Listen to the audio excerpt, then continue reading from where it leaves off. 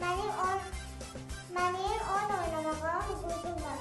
Mənim ailəmin məni qorumaq hüququ var. Mənim sağlam yaşamaq hüququm var. Mənim xoşuma gələn hüququm var. Mənim hüququm, mənim səsim. Dünyanın yaşamaları birləşdirməklə uşaq hüquqlarının hamımız üçün vacibdir. Biz uşaqları xoşbəxt gələcəyin təksir. Uşaq hüquqlarını qoru, gələcəyini qoru. Uşaqlar düzür dünya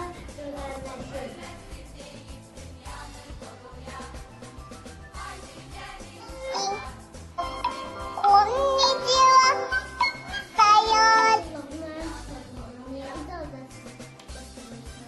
Bunu da okumaq istəyirəm. Uşaqlar, hər şey uşağın oxumaq hüququ var. Paylaşmaqda dostluğun açarıdır. Bəli, paylaşmaq gücdür. Hüquqlarımızı bilsək daha da ədalətli olarıq.